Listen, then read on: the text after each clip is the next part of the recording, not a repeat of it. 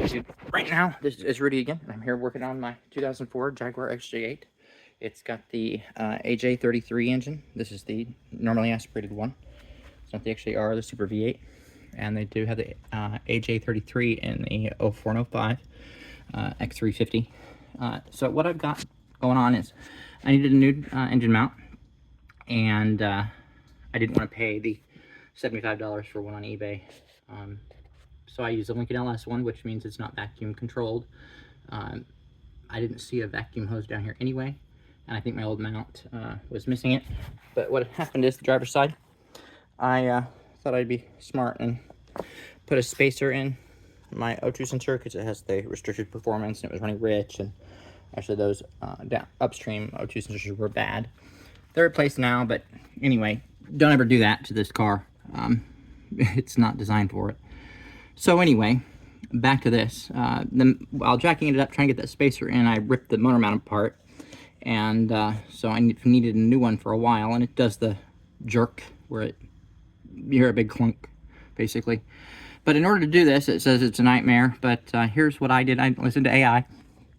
I took, mine are 18, they're not 19 millimeters on my steering rack, and those go to 70 foot-pounds when you're putting it back on. But first, I put it on my little ramps here, so I can get under it. And you put the jack underneath there, block of wood.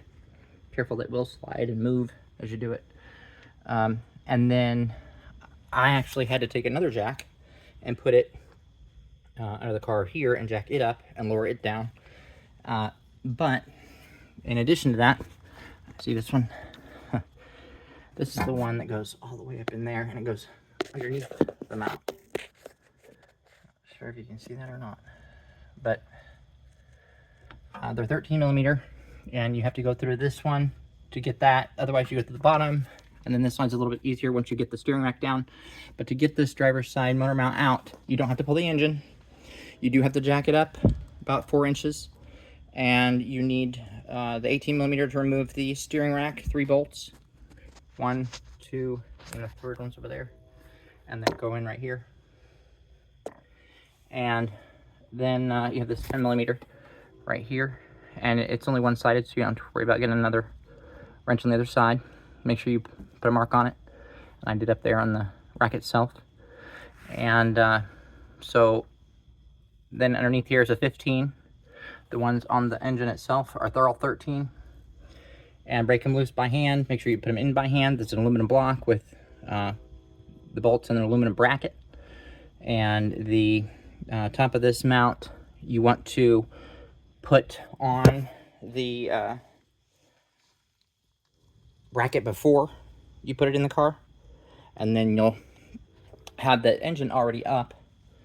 But in order to get in there, you had to jack the car up. So you'll have to actually lift the car back down, so that, because my jack was already extended at its fullest and it was starting to slide off if I went any higher. And you'll lower the car onto it, but if you can get this back up and then lower it down, and when I say lower it down, I mean that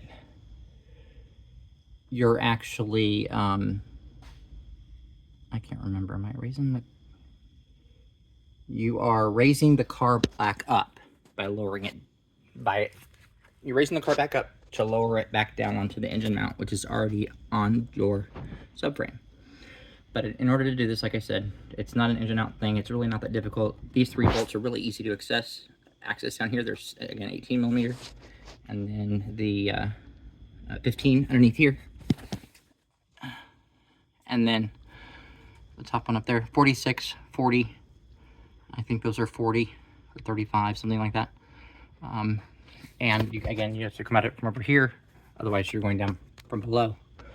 And this, you do have to take off the wheel, and I didn't need to move it or anything. You don't have to disconnect the hydraulic lines. Yes, mine's suspended down there, but it's not that heavy, and it's not going anywhere, and it's not hanging on by the hoses, it's hanging on by the tie rods. But yeah, once you do that, you don't need to take off the boot either, but you can get down in there. As you can see, that's where I'm going with it. And I tightened it by hand and then use a wrench. Just a small one. With a swivel on the end of it. And that is a deep well on that. Otherwise, I think one of the lower ones, you do need to use the smaller one. And make sure when you're doing this, you actually put some tape around your swivel part.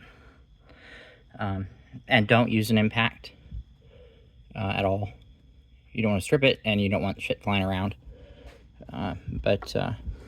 Yeah, it's been raining, so it's kind of been interesting, but it's not as difficult as you think.